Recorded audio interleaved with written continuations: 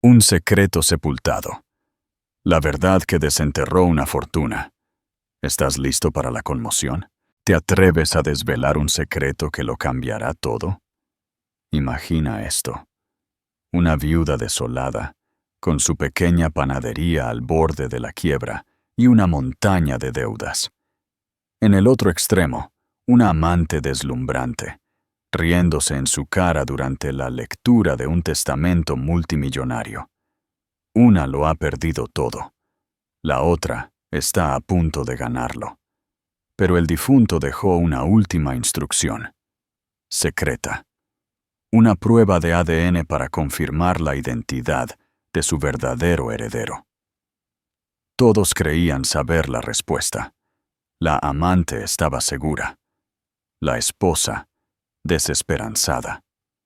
Pero en un laboratorio estéril, un pequeño hisopo de algodón guardaba una verdad que destruiría una dinastía, expondría una mentira devastadora y demostraría que la persona más callada en la sala a menudo tiene la verdad más poderosa que contar. La lluvia que cayó el día del funeral de Walter Montejo era una llovizna fría e implacable, de esas que se te meten hasta los huesos y te calan por dentro. Para Laura Benito, era como si el cielo llorara con ella. De pie bajo un sencillo paraguas negro, con su gastado abrigo apretado contra su pequeño cuerpo, era un fantasma en la despedida de su propio esposo. Walter Montejo. El nombre era un rascacielos, un monumento de acero y cristal que dominaba el horizonte de Madrid. Fundador de Montejo Inversiones, un imperio inmobiliario valorado en miles de millones, era un hombre de inmenso poder y secretos aún mayores. Para el mundo, era un titán de la industria.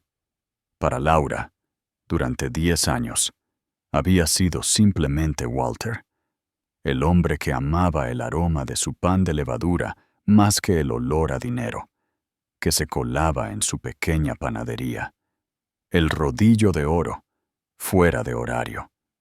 Su caro traje se empolvaba de harina mientras compartían un croissant caliente en el brillo tranquilo de los hornos. Llevaban una vida sencilla, una vida que Walter insistió en mantener separada de su reino corporativo. Él le había comprado la panadería, el sueño de su vida, y su acogedora casa de 2 habitaciones en un tranquilo barrio arbolado de Las Rosas se sentía a mundos de distancia de su ático en el centro. Él lo llamaba su santuario, su escape. Laura, perdidamente enamorada, le había creído.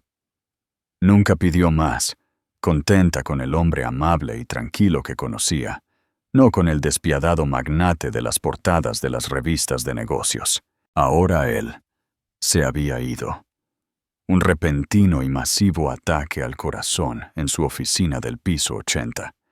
Tenía 58 años. Laura, 35. Su dolor era un hueco, una caverna esculpida en su pecho. Pero mientras estaba de pie junto a la tumba, otro dolor, agudo y humillante, atravesó la niebla. Llegó en forma de una mujer que era todo lo que Laura no era. Giselle Dubois era una visión esculpida en mármol y hielo. Su atuendo de luto era un vestido negro, hecho a medida que probablemente costaba más que la hipoteca mensual de Laura. Un sombrero de ala ancha con un delicado velo no lograba ocultar el brillo triunfante en sus afilados ojos de zafiro.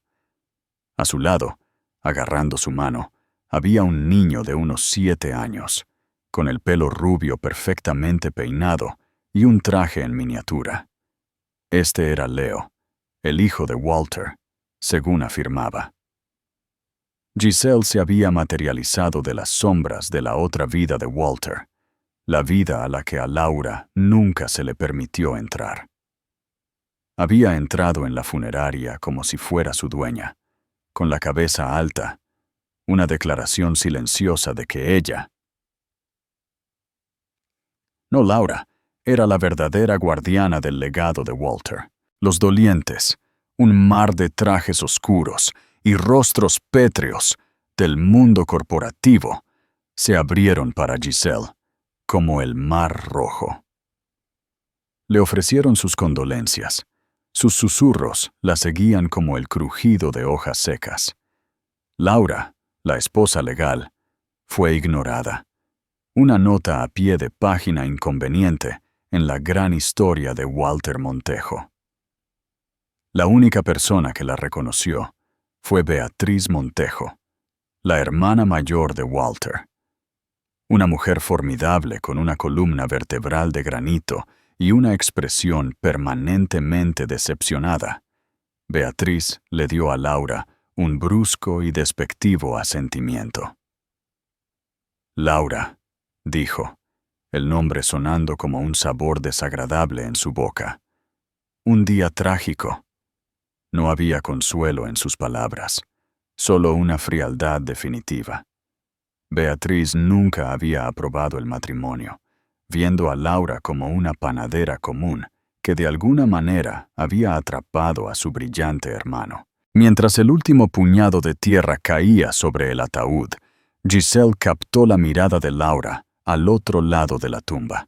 Una sonrisa lenta y cruel se extendió por sus labios perfectamente pintados. Era una sonrisa de victoria, una promesa de lo que estaba por venir. Laura sintió un temblor de miedo. Su vida tranquila con Walter había sido una burbuja frágil, y apenas ahora se daba cuenta de lo afilado que era el mundo fuera de ella. El viaje a las oficinas legales de Adler, Finch y Suárez para la lectura del testamento fue borroso. La mejor amiga de Laura, Sofía Chang, una abogada ferozmente leal que trabajaba en un campo diferente, le sostuvo la mano todo el camino. «Eres su esposa, Laura», insistió Sofía, su voz un ancla reconfortante en la tormenta. «Tienes derecho legal a una parte conyugal. No importa lo que piense esa mujer, la ley te protege». Pero Laura no estaba tan segura. Walter siempre había sido evasivo con sus finanzas, desestimando sus preguntas con un suave «No te preocupes por eso, mi amor. Me he encargado de todo». Ella había confiado en él. Ahora rezaba para que esa confianza no hubiera sido una misión de tontos. La sala de juntas era tan opulenta e intimidante como el propio Walter. Una larga mesa de caoba brillaba bajo un candelabro de cristal. Beatriz ya estaba sentada a la cabecera, con la postura recta como una tabla. Giselle y Leo estaban a un lado, pareciendo una familia real de luto. Laura y Sofía tomaron asiento frente a ellos, sintiéndose como mendigos invitados al banquete de un rey. El señor Jonathan Adler, el abogado de Walter, desde hacía mucho tiempo, un hombre de ojos amables pero semblante sombrío, entró en la sala llevando un grueso documento encuadernado en cuero. «Gracias a todos por venir en un día tan difícil», comenzó, su voz resonando en la sala silenciosa. «Estamos aquí para leer el último testamento de Walter Harold Montejo». Se aclaró la garganta y comenzó a leer. Hubo legados a organizaciones benéficas, un fideicomiso para su hermana Beatriz y generosos bonos para su personal ejecutivo. El corazón de Laura latía con fuerza contra sus costillas, cada latido un tambor de ansiosa esperanza. Luego, el señor Adler hizo una pausa, mirando a Laura por encima de sus gafas. «A mi esposa, Laura Benito, una mujer cuya amabilidad fue un bálsamo para mi alma. Le dejo la propiedad en Calle del Manzano, 45, totalmente pagada y libre de cargas. También le lego una suma única, libre de impuestos, de 250.000 euros, para asegurar que ella y su negocio estén a salvo». A Laura se le cortó la respiración. La casa era suya y el dinero era suficiente para pagar las deudas de la panadería y vivir modestamente. Fue un alivio, pero también se sintió definitivo, un regalo de despedida. No la provisión de una pareja, sino el paquete de indemnización de una empleada. Al otro lado de la mesa, un suave sonido musical flotó en el aire. Era el sonido de la risa de Giselle Dubois. La risa de Giselle no era fuerte ni ruidosa. Era una risita baja y sofisticada, una onda de diversión que era de alguna manera más hiriente que un rugido a pleno pulmón. Era el sonido de una confianza absoluta e inexpugnable. Todas las miradas en la sala se volvieron hacia ella. Se secó la comisura del ojo con un pañuelo de encaje, no para quitarse una lágrima de dolor, sino de alegría. 250.000 euros, ronroneó, su voz goteando con descendencia. Miró directamente a Laura, sus ojos de zafiro brillando con malicia. Vaya, Walter debió apreciarte de verdad. Eso es casi suficiente para cubrir mi presupuesto de joyas de una temporada. Beatriz Montejo le lanzó una mirada de ácido puro.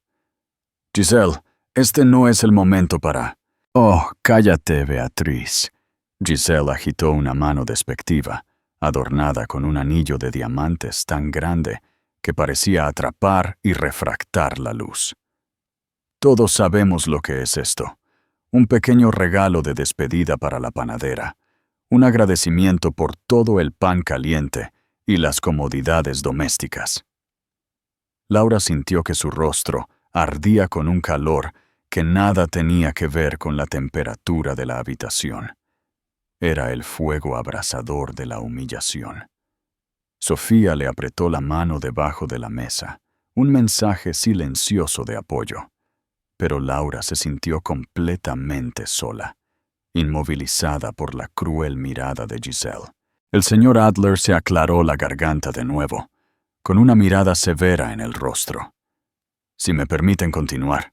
Por favor, Jonathan, dijo Giselle, inclinándose hacia adelante y apoyando los codos en la mesa pulida. Parecía una pantera, esbelta y lista para abalanzarse. Llega a la parte importante, el legado. El señor Adler se ajustó la corbata y continuó leyendo, su voz ahora desprovista de cualquier calidez. Todos los activos restantes, incluyendo pero no limitados a mis acciones de control en Montejo Inversiones, todas las propiedades nacionales e internacionales, mis carteras de inversión, colecciones de arte y activos líquidos, se colocarán en un único fideicomiso irrevocable. Hizo una pausa. El silencio en la sala se extendió en un cable tenso y vibrante. Era esto: los miles de millones, el imperio. Este fideicomiso, leyó el señor Adler, su voz cargada de significado, se administrará para el único beneficio de mi hijo y mi único heredero, Leo Dubois. Las palabras cayeron como un golpe físico. Laura sintió que el aire se le escapaba de los pulmones. Miró al pequeño niño rubio sentado junto a su madre.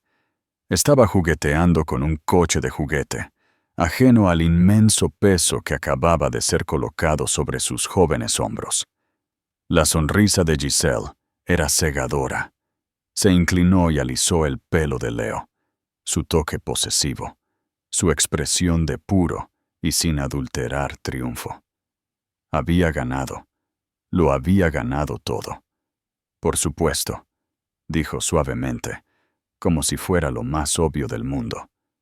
Mi Leo, el único hijo de Walter, su orgullo y alegría. Volvió su mirada hacia Laura. La lástima en sus ojos era más insultante que la risa. Verás, querida, dijo, su voz un susurro almibarado. Algunas mujeres ofrecen consuelo, otras mujeres ofrecen herederos. Walter entendió la diferencia. Sabía quién era verdaderamente importante. Sabía quién continuaría su nombre. La implicación flotaba en el aire, espesa y venenosa. Laura había sido la ayudante, la distracción. Giselle había sido la madre de su legado. Los 10 años de matrimonio de Laura, de amor, de momentos tranquilos compartidos, acababan de ser despojados de significado, borrados por esta mujer y su hijo. Beatriz parecía furiosa, sus labios apretados en una fina línea blanca. Puede que no le cayera bien Laura, pero que su hermano declarara póstumamente al hijo de esta mujer como su único heredero era un profundo insulto familiar. Creo, dijo Laura, su voz un susurro ahogado, creo que necesito tomar aire. Se puso de pie, sus piernas temblorosas. Se sentía mareada, la opulenta habitación girando a su alrededor.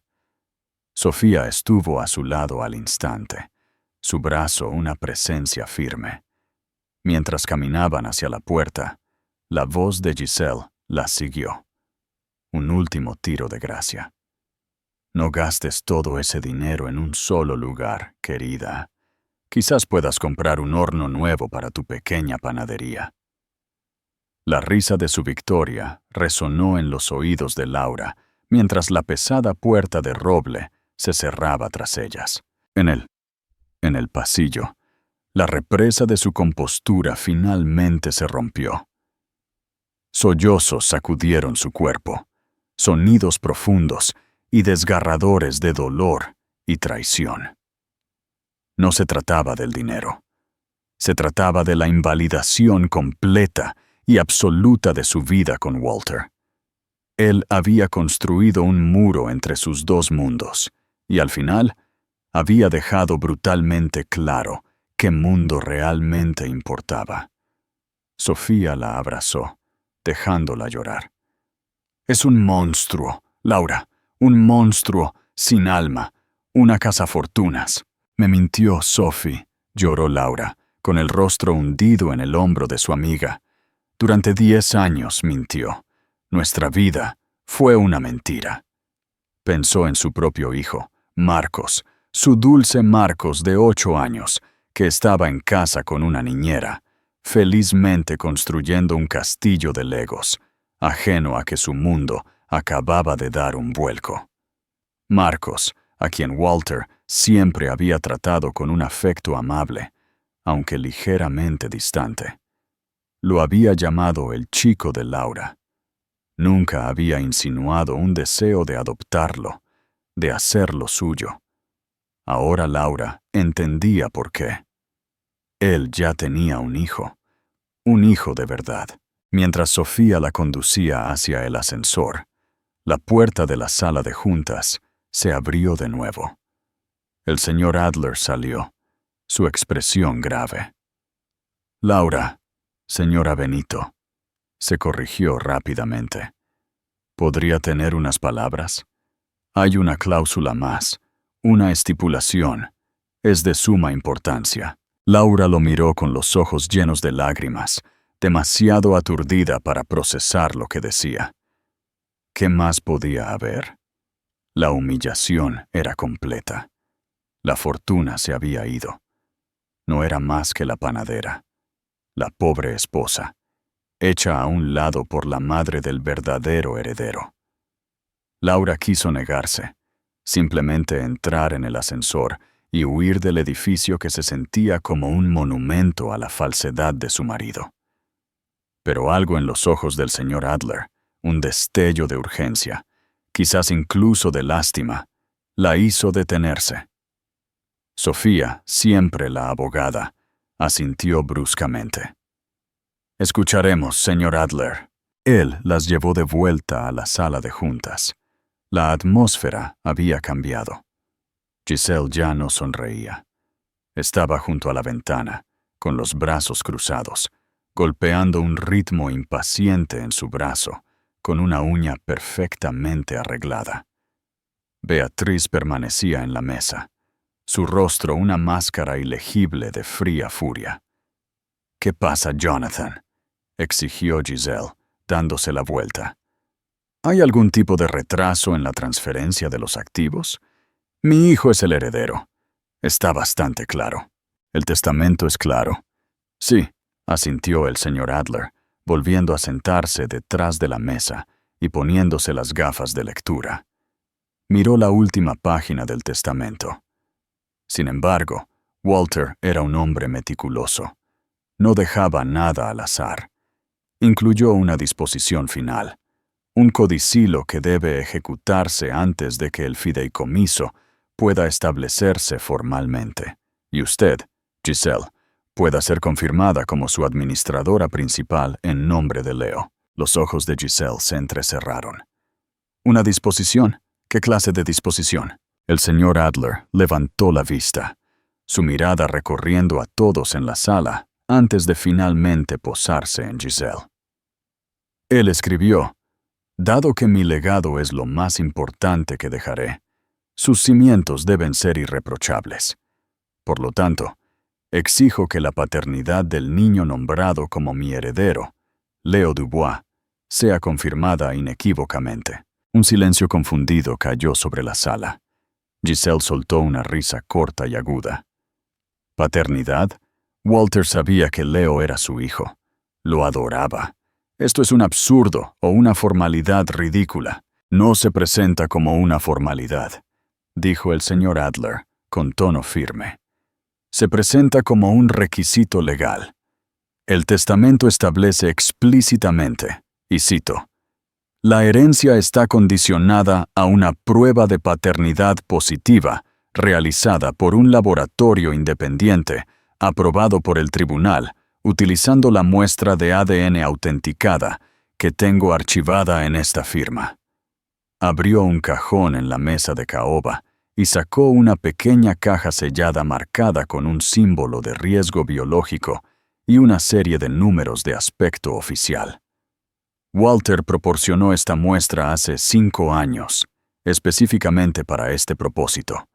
Ha estado guardada en almacenamiento seguro y médicamente aprobado desde entonces. El codicilo es legalmente vinculante. Sin prueba, sin fideicomiso, sin confirmación, sin herencia, el rostro de Giselle, por primera vez, perdió su perfecta compostura.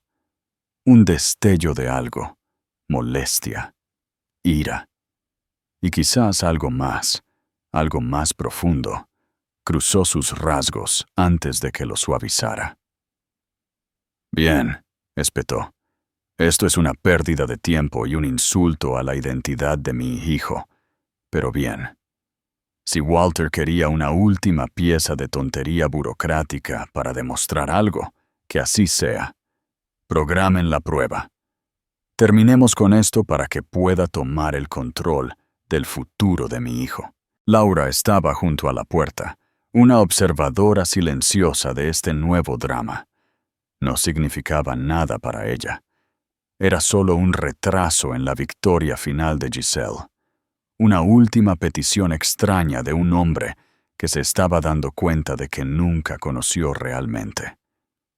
Todo lo que quería era ir a casa con su hijo, a la vida sencilla y honesta que había construido, incluso si sus cimientos habían sido una mentira. «La prueba se programará para la próxima semana en el Centro Genético San Fernando», afirmó el señor Adler, tomando nota en una libreta legal. «Mi oficina se coordinará con usted, Giselle, y con usted, Beatriz, como ejecutora del patrimonio». Beatriz asintió rígidamente, sus ojos fijos en Giselle con una intensidad inquietante. Estaba claro que la formidable cuñada olía algo que no le gustaba. Mientras todos se preparaban para irse, un pensamiento, pequeño y no invitado, se deslizó en la mente de Laura. Era un susurro desde lo más profundo de su dolor. Era tan meticuloso, no dejaba nada al azar.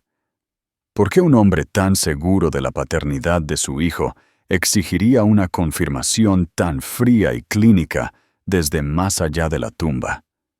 Se sentía extraño, contradictorio con la narrativa que Giselle había pintado de un padre cariñoso. Más tarde esa noche, acurrucada en su sofá con una taza de té, la casa se sentía cavernosa y vacía. El olor a canela y pan horneado, generalmente un consuelo, Ahora se sentía como un recordatorio de la simple panadera de la que Giselle se había burlado. Marcos dormía arriba, su respiración suave y regular.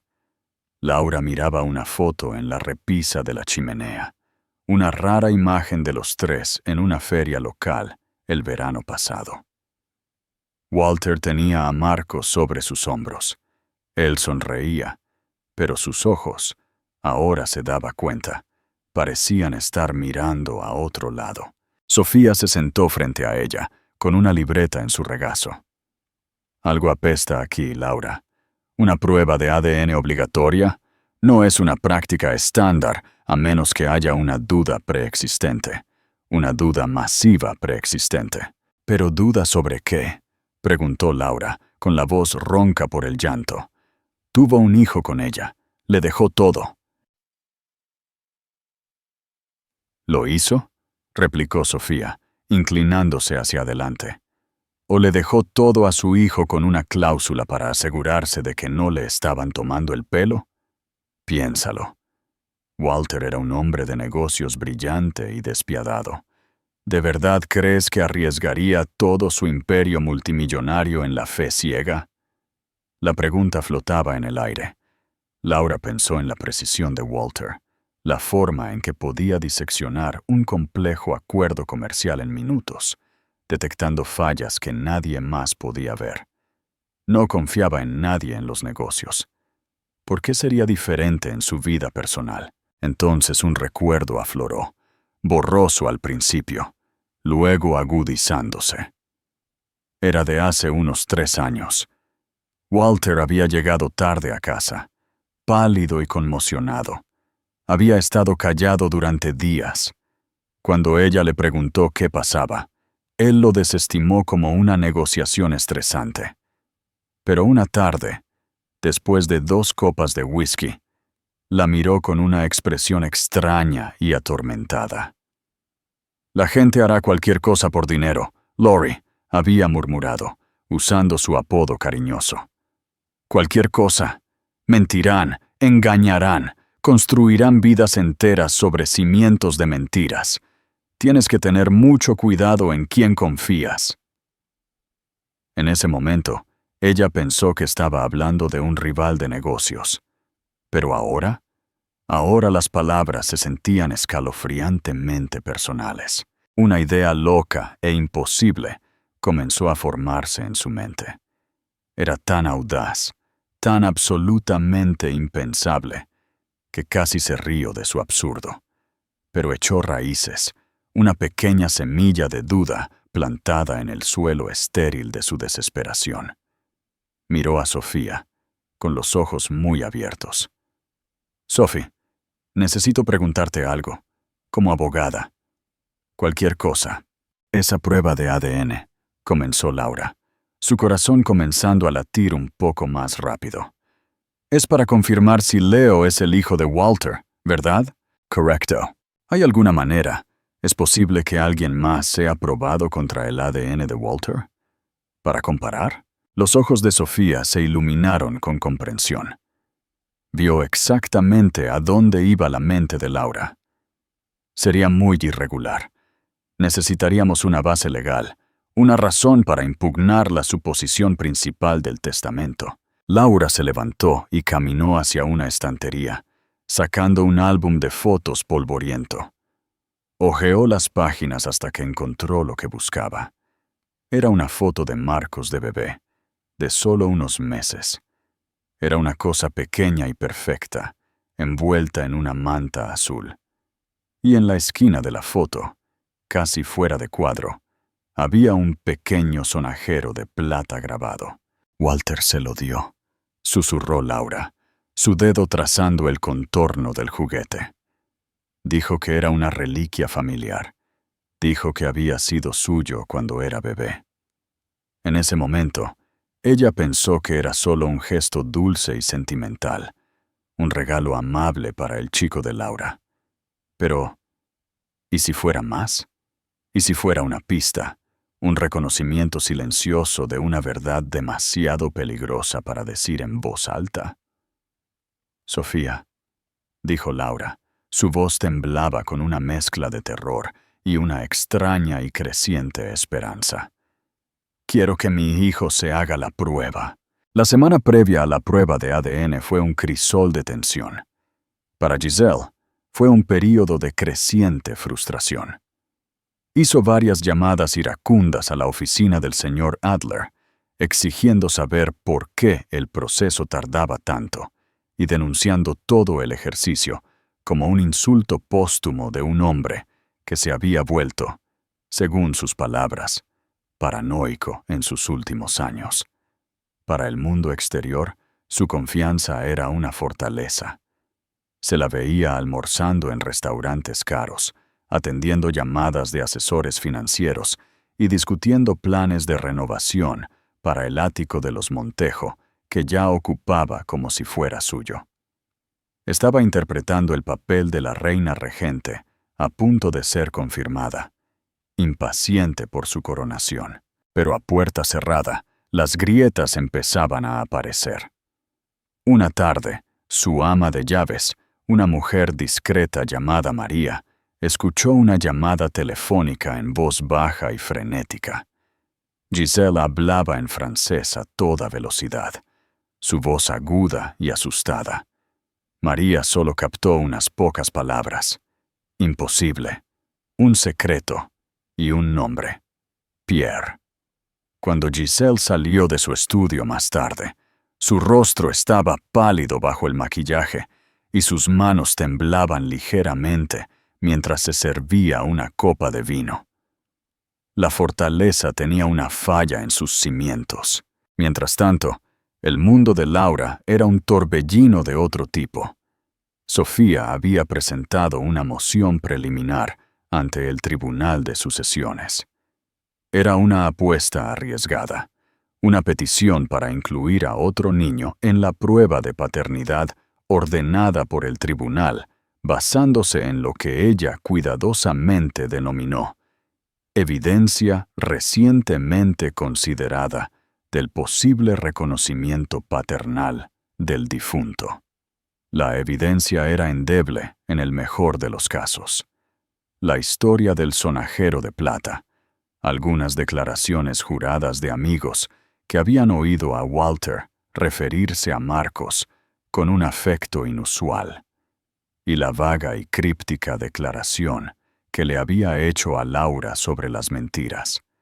La mayoría de los expertos legales se habrían reído de ello en el tribunal, pero Sofía era brillante y argumentó su punto no por la fuerza de la evidencia en sí, sino por el principio de diligencia debida. El propio codicilo del testamento abre la puerta, argumentó ante la jueza en una audiencia preliminar. El señor Montejo mismo exigió certeza absoluta con respecto a su linaje. En aras de cumplir ese último deseo de verdad absoluta, debemos explorar todas las vías plausibles.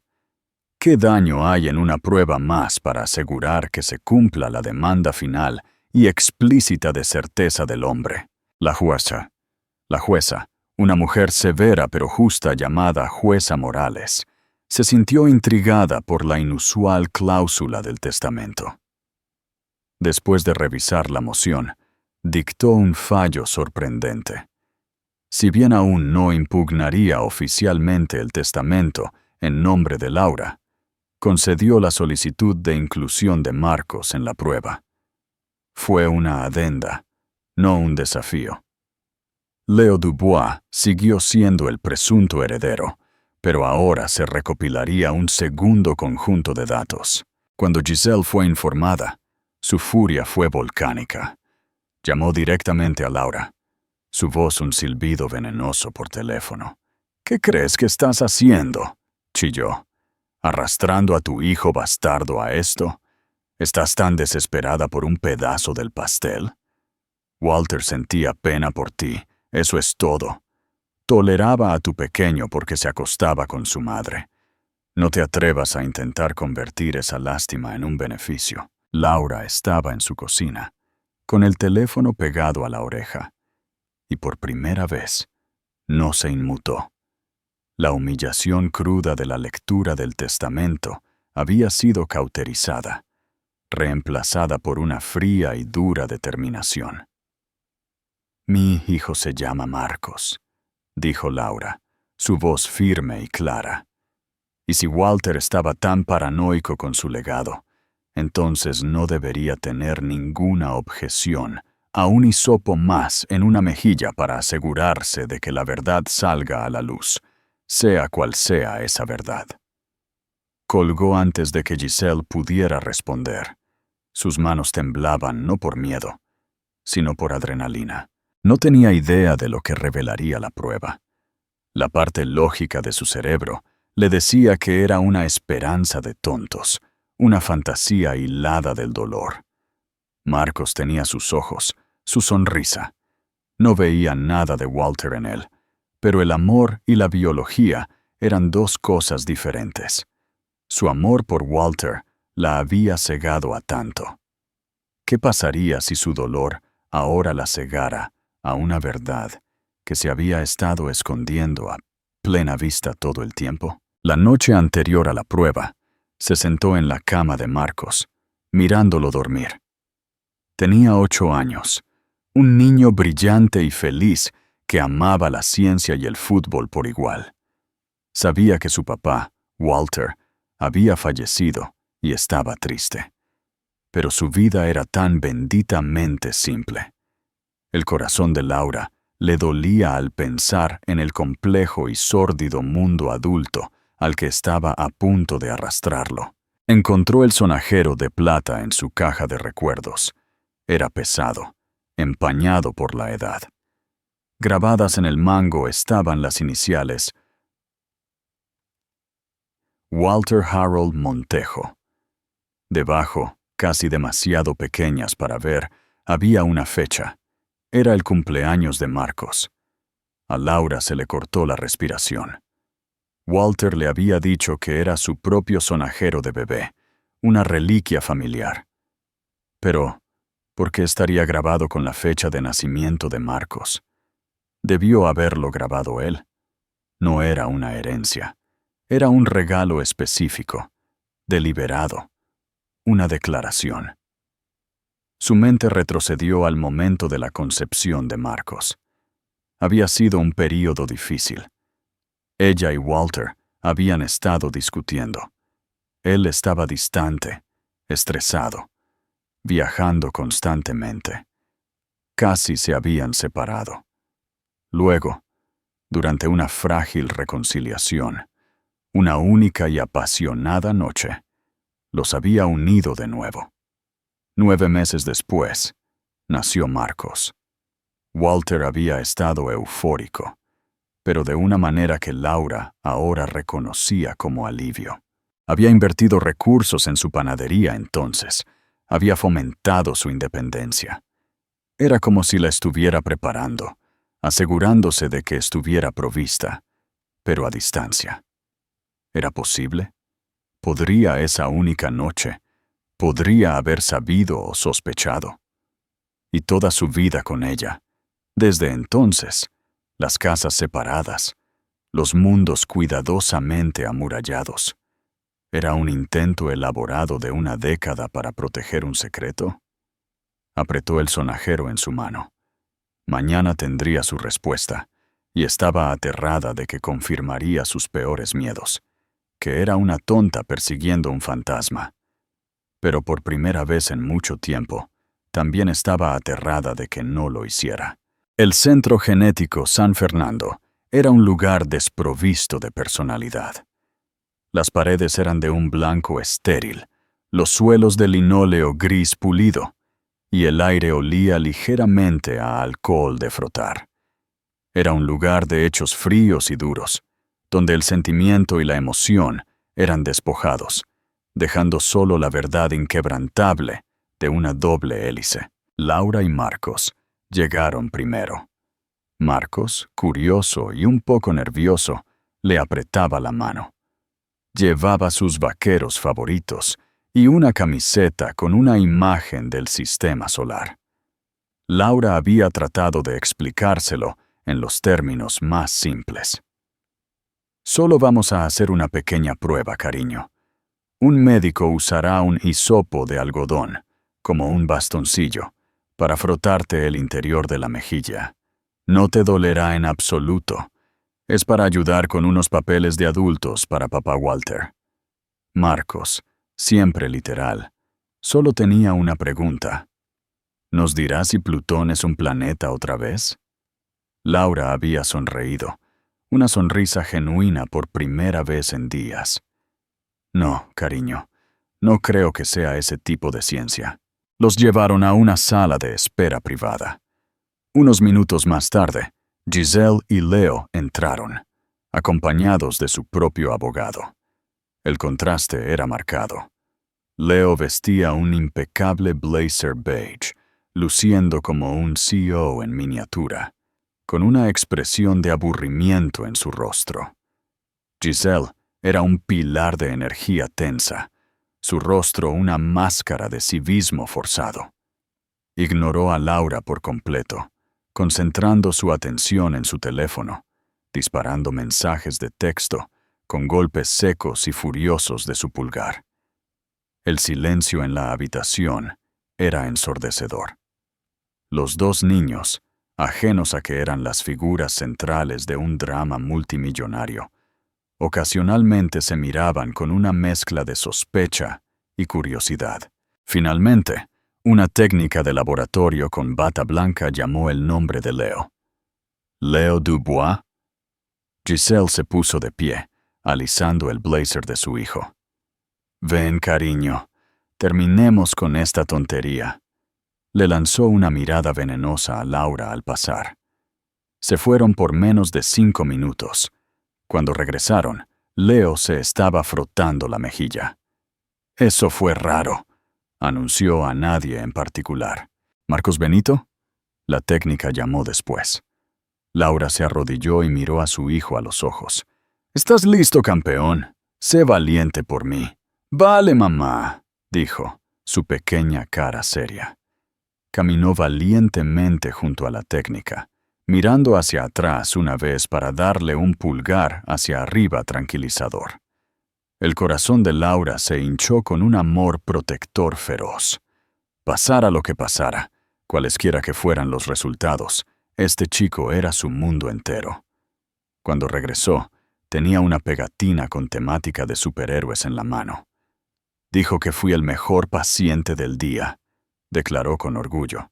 El señor Adler y un representante de Beatriz llegaron justo cuando estaban terminando. La directora del laboratorio, una mujer estricta llamada Dra. Alcocer, entró en la sala con un portapapeles. Se han recogido las muestras de ambos niños, anunció. Ahora se procesarán y se compararán con la muestra archivada del señor Walter Montejo, número de caso 738B. Según la orden judicial, los resultados se entregarán directa y exclusivamente a la oficina del señor Adler. El proceso suele tardar de 3 a 5 días hábiles. Se les notificará cuando estén listos. Y así terminó. Comenzó la espera. Los siguientes días fueron una agonía de suspenso. Laura trató de mantener una rutina normal. Se levantaba, preparaba a Marcos para la escuela e iba a la panadería. Amasaba la masa, el movimiento familiar y repetitivo, un pequeño consuelo en el caos de sus pensamientos. Pero cada vez que sonaba el teléfono, se le saltaba el corazón. Giselle, mientras tanto, se estaba desmoronando. Canceló sus reservas para almorzar. Dejó de atender llamadas de su equipo financiero. La reina confiada se había ido, reemplazada por un animal enjaulado. Una tarde, fue vista discutiendo acaloradamente en un tranquilo café con un hombre guapo, de aspecto europeo. Sus voces eran bajas y enfadadas. El hombre gesticulaba salvajemente. El nombre que María había escuchado, Pierre, parecía encajarle perfectamente. Giselle salió del café sola, su rostro pálido y surcado de lágrimas. Beatriz Montejo, siempre la observadora estoica, Estaba haciendo sus propios movimientos en silencio. Almorzó con Sofía Chang, una reunión que asombró a todos. Durante las ensaladas en un discreto restaurante de hotel, la gélida cuñada hizo preguntas incisivas e inteligentes. No era cálida, pero era minuciosa. Quería entender la base de la afirmación de Laura, la naturaleza de la relación de Walter con Marcos, los detalles de su comportamiento en los últimos años de su vida. Era una mujer que valoraba la verdad por encima de todo, y empezaba a sospechar que la verdad de la vida de su hermano era mucho más compleja de lo que nunca había imaginado. El quinto día, viernes por la tarde, llegó la llamada. Era el asistente del señor Adler. El señor Adler solicita su presencia en su oficina el lunes por la mañana a las 10 a.m. para la presentación de los resultados de la prueba genética. Todas las partes relevantes han sido convocadas. La mano de Laura tembló mientras colgaba el teléfono. 3 días.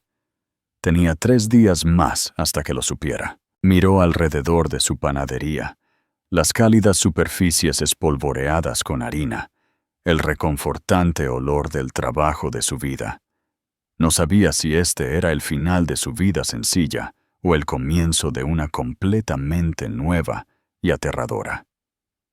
Cerró la tienda temprano y recogió a Marcos de la escuela. En lugar de ir a casa, condujo hasta el parque. Dieron de comer a los patos, jugaron al fútbol y se tumbaron en la hierba. Buscando formas en las nubes, lo abrazó con fuerza, aspirando el aroma de su cabello, tratando de grabar este momento simple y perfecto en su memoria. «Te quiero, Marcos», susurró en su pelo. «Pase lo que pase. Tú y yo somos un equipo. Siempre». «Yo también te quiero, mamá», dijo él, apretándola. «¿Somos un equipo como los Vengadores?» «Incluso mejor», dijo ella, con la voz embargada por la emoción. «Somos el equipo Benito», mientras el sol comenzaba a ponerse, proyectando largas sombras a través del parque. Una profunda sensación de paz se apoderó de ella. Había hecho todo lo que podía hacer. La verdad estaba ahora en un sobre sellado, esperando, y por primera vez se sintió lista para afrontarla. La mañana de la verdad indiscutible, la sala de juntas de Adler, Finch y Suárez, se sintió aún más fría e imponente el lunes por la mañana. El aire estaba espeso con una tensión palpable y sofocante. Todos estaban presentes. Laura se sentó con Sofía, sus manos fuertemente agarradas en su regazo, su corazón un pájaro frenético latiendo contra sus costillas. Al otro lado de la mesa, Giselle se sentó junto a su abogado, su rostro una máscara de indiferencia cuidadosamente construida, pero sus dedos golpeando constantemente revelaban su agitación. Beatriz Montejo estaba a la cabecera de la mesa, su expresión tan severa e inflexible como la de un juez. El señor Adler entró con un único sobre de Manila sellado. No ofreció saludos ni cumplidos. Se sentó, colocó el sobre en el centro exacto de la reluciente mesa y puso las manos encima. «He recibido el informe certificado del Centro Genético San Fernando», anunció con voz grave. El informe contiene el análisis de las muestras de ADN de Leo Dubois y Marcos Benito, comparadas con la muestra verificada de Walter Montejo. Miró a Giselle. El propósito principal de esta prueba, como se estipula en el testamento, era confirmar la paternidad del heredero designado, Leo Dubois.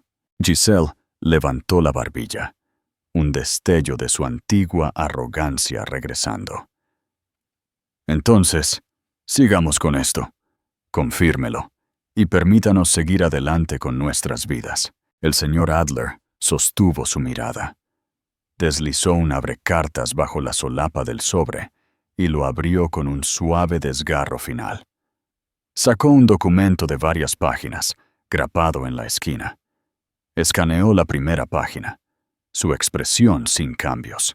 El informe comienza con el análisis del sujeto Leo Dubois, dijo, su voz lenta y deliberada. Levantó la vista de la página. Sus ojos se posaron en Giselle. Se realizó una comparación genética entre Walter Montejo y Leo Dubois en 23 marcadores genéticos distintos. Hizo una pausa, dejando que el silencio se estirara.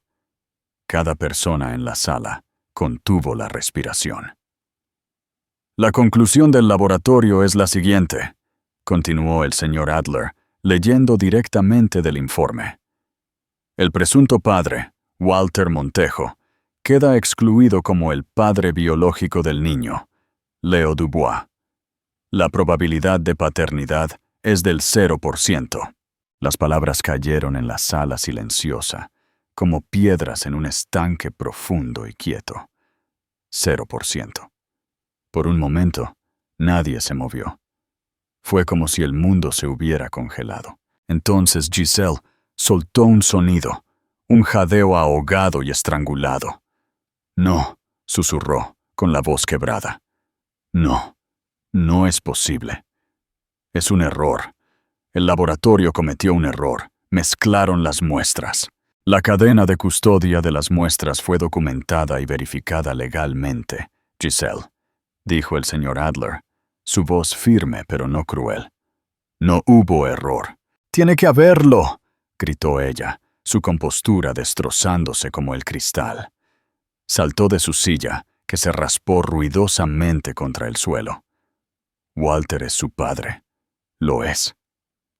Laura la miró fijamente, aturdida en silencio. La amante risueña y triunfante se había ido. En su lugar había una mujer desesperada y frenética al borde de un precipicio. El rostro de Beatriz Montejo fue un estudio de rabia controlada. Miró a Giselle con desprecio puro y sin adulterar. Todo este tiempo, dijo Beatriz, su voz baja y peligrosa, todo este tiempo has estado tomando el pelo a esta familia. Trajiste al hijo de un extraño y trataste de hacerlo pasar por un Montejo. No es el hijo de un extraño, sollozó Giselle. Las lágrimas ahora corrían por su rostro, arruinando su maquillaje perfecto. Nosotros, Walter y yo, pero la mentira era demasiado grande para sostenerse. Se desmoronó bajo el peso del hecho científico que yacía sobre la mesa. Su mundo cuidadosamente construido se estaba colapsando a su alrededor en una tormenta que ella misma había provocado. Laura sintió una ola vertiginosa de emociones. Shock, incredulidad y una punzada profunda e inesperada de lástima por la mujer que lloraba al otro lado de la mesa. Pero antes de que pudiera procesar completamente esta primera revelación, el señor Adler se aclaró la garganta, sosteniendo el informe. «Hay más», dijo, su voz cortando la histeria de Giselle. Miró directamente a Laura. La adenda de la jueza. Se realizó una segunda prueba. Se dirigió a la página siguiente del informe. Se realizó una comparación genética entre Walter Montejo y Marcos Benito. El corazón de Laura se detuvo. Este era el momento de la verdad. Apretó las manos de Sofía tan fuerte que sus nudillos se pusieron blancos. El señor Adler respiró hondo. Los resultados muestran una coincidencia concluyente en los 23 marcadores genéticos. El informe concluye: la probabilidad de paternidad es del 99. Walter Montejo no puede ser excluido como el padre biológico del niño. Marcos Benito levantó la vista de la página, con una pequeña sonrisa casi imperceptible en sus labios. Felicidades, señora Benito. Su hijo, Marcos Benito, es el hijo biológico de Walter Montejo. Según los términos explícitos del testamento, él es el heredero único e indiscutible de toda la fortuna Montejo. El silencio que siguió fue de otro tipo. Fue el silencio de un universo que se reordenaba. Giselle dejó escapar un gemido de pura desesperación y se desplomó en su silla, con el rostro entre las manos. Sus sollozos eran el único sonido en la sala. Su abogado parecía aturdido, inútil. Beatriz giró lentamente la cabeza para mirar a Laura. El hielo en sus ojos se había derretido, reemplazado por una mirada de shock absoluto y profundo. Ya no estaba mirando a la pequeña panadera. Estaba mirando a la madre del único hijo de su hermano, su sobrino. Pero Laura apenas podía escucharlos. Las palabras resonaban en su mente. Tu hijo es su hijo, el heredero único e indiscutible. Era verdad. La esperanza imposible y demente a la que se había aferrado era verdad. Walter lo había sabido, o al menos había sospechado lo suficiente como para poner esa cláusula en su testamento, una maniobra final y desesperada para descubrir la verdad desde más allá de la tumba. Su vida con él, su existencia separada, no había sido porque ella no fuera importante. Había sido para proteger a Marcos, para mantenerlo a salvo del mundo codicioso y complicado que Giselle habitaba, un mundo del que Walter estaba tratando de escapar. No había abandonado a su hijo. Lo había escondido a plena vista. Las lágrimas corrían por el rostro de Laura, pero no eran lágrimas de dolor o humillación. Eran lágrimas de reivindicación, de amor, de una década de preguntas finalmente respondidas. Miró por la ventana del rascacielos a la ciudad que Walter había construido. Ya no era su legado. Era el de Marcos, y ella, Laura Benito, la pobre esposa, la simple panadera, era su guardiana. La verdadera reina acababa de ser revelada, no por una corona, sino por un simple hisopo de algodón. El legado del panadero. Las secuelas de la revelación fueron una explosión silenciosa que envió ondas de choque a través de las vidas de todos los involucrados. La caída de Giselle Dubois fue tan rápida como brutal. En su colapso histérico, confesó todo. El padre biológico de Leo era Pierre Delacroix, un marchante de arte francés con quien había tenido una aventura de larga duración. Había hecho pasar a Leo como hijo de Walter, asegurando una vida de lujo inimaginable construida sobre cimientos de engaño. Walter, siempre el astuto hombre de negocios, evidentemente había sospechado a lo largo de los años, lo que llevó a la jugada maestra en su testamento, la cláusula de ADN, su jaque mate póstumo final. Despojada de su reclamo, Giselle fue desalojada del ático. Las tarjetas de crédito fueron canceladas, los coches embargados. Pierre, al enterarse de que su hijo no era el heredero de miles de millones, sino ahora el centro de un escándalo masivo, se desvaneció de nuevo en Europa, dejando a Giselle sola para afrontar las consecuencias. La prensa se dio un festín con la historia, la jugada del multimillonario, la falsa y la panadera. Giselle se convirtió en una paria, una historia de advertencia susurrada en las galas benéficas a las que ya no estaba invitada. Laura, sin embargo, se negó a ser parte del espectáculo. Rechazó todas las solicitudes de entrevistas, protegiendo a Marcos de la tormenta mediática con la ferocidad de una leona.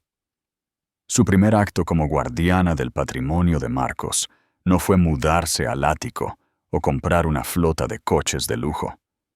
Fue contratar al mejor psicólogo infantil de la ciudad para ayudar a Marcos a navegar por los cambios sísmicos en su vida. Su segundo acto fue reunirse con Beatriz Montejo. Se encontraron no en una sala de juntas estéril, sino en la acogedora cocina de Laura, espolvoreada con harina. Beatriz llegó con aspecto incómodo, su severo traje fuera de lugar entre las rejillas de enfriamiento de masa madre y brioche. Laura le ofreció una taza de café y un croissant caliente. Beatriz aceptó, dando un bocado vacilante. Su fachada severa pareció ablandarse mientras la pastelería mantecosa se derretía en su boca. «Mi hermano», comenzó Beatriz, con la voz tensa. «Era un hombre complicado. Te juzgué mal, Laura. Ahora lo veo. Pensé que era su debilidad. Resulta que tú y tu hijo eran su fuerza, su única verdad real». Miró a Laura, sus ojos llenos de un remordimiento que parecía genuino. «Me gustaría conocer a mi sobrino, si me lo permites». Laura no vio a la matriarca de hielo del funeral, sino a una mujer que lloraba a su hermano y lidiaba con toda una vida de malentendidos. «Necesitará a su familia, Beatriz», dijo Laura suavemente. «Necesitará saber de dónde viene». Fue el comienzo de una alianza improbable, pero poderosa. La junta directiva de Montejo Inversiones, una colección de hombres de rostro sombrío con rayas diplomáticas, inicialmente se mostró cautelosa con la panadera, que ahora controlaba efectivamente la compañía a través del fideicomiso de su hijo. Esperaban que fuera una marioneta, fácilmente manipulable. Se equivocaron. Laura asistió a la primera reunión de la junta con Sofía y Beatriz a su lado. No fingió entender derivados financieros complejos o tomas de control hostiles. En cambio, habló del legado. «Walter Montejo construyó esta empresa para crear cosas que duren», dijo, su voz clara y firme en la intimidante sala. «Edificios, comunidades. El legado de Marcos no será solo acumular riqueza, sino construir cosas de valor. Seguiremos siendo rentables, pero también seremos éticos. Invertiremos en proyectos comunitarios, en viviendas asequibles, en arquitectura sostenible. Montejo Inversiones representará algo más que un número en un indicador bursátil». La vieja guardia quedó atónita, pero Laura, con el apoyo de Beatriz y la perspicacia legal de Sofía, comenzó lenta pero seguramente a remodelar la cultura de la empresa. No era una titán de la industria, pero tenía algo más poderoso. Una brújula moral inquebrantable. Nunca se mudó al ático. Ella y Marcos se quedaron en su acogedora Casa de las Rosas. Utilizó una parte de los fondos del patrimonio para pagar su casa y panadería, asegurando su propia independencia. Luego abrió 3 nuevas sucursales de El Rodillo de Oro, creando docenas de puestos de trabajo y estableciendo un programa de reparto de beneficios para sus empleados. Sus manos, antes cubiertas de masa por necesidad, ahora estaban cubiertas de masa por alegría. Una tarde, el señor Adler llamó. Los abogados de Giselle se habían puesto en contacto. Estaba indigente, luchando por llegar a fin de mes para ella y Leo. Laura pensó durante mucho tiempo. Pensó en la mujer risueña y cruel de la lectura del testamento. Pero también pensó en Leo, un niño pequeño que era tan inocente en todo esto como Marcos. Estableció un fideicomiso modesto y anónimo, administrado a través de la oficina del señor Adler. Sería suficiente para cubrir la educación y los gastos de manutención de Leo hasta los 18 años.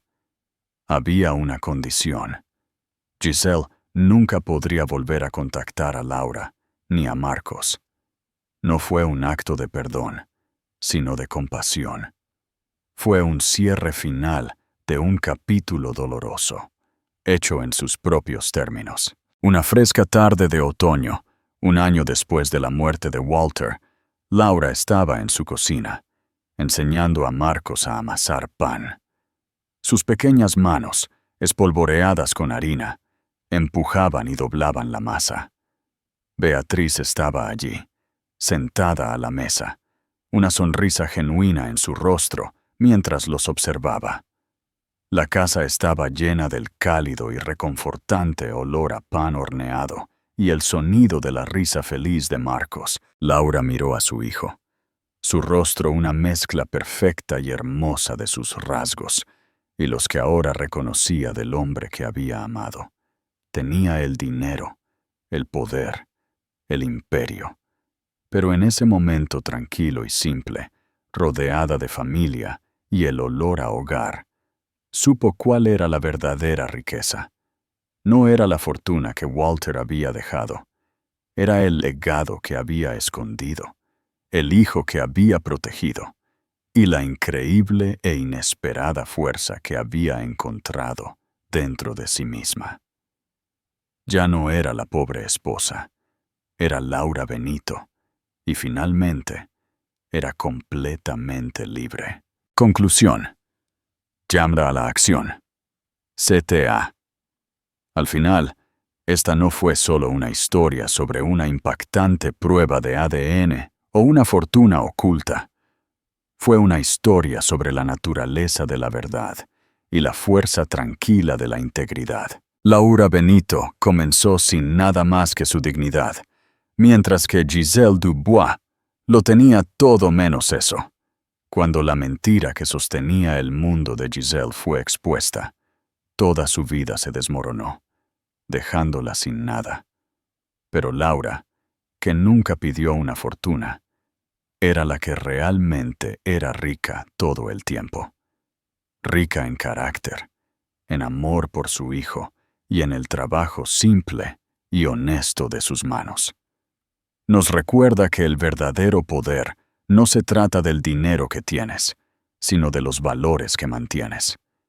El mundo puede sentirse atraído por las exhibiciones ruidosas y llamativas de riqueza, pero los legados reales y duraderos se construyen sobre cimientos de verdad. ¿Qué piensas del acto final de tranquila compasión de Laura hacia Leo? Déjanos tu opinión en los comentarios de abajo. Si esta historia te conmovió, por favor, dale me gusta a este video.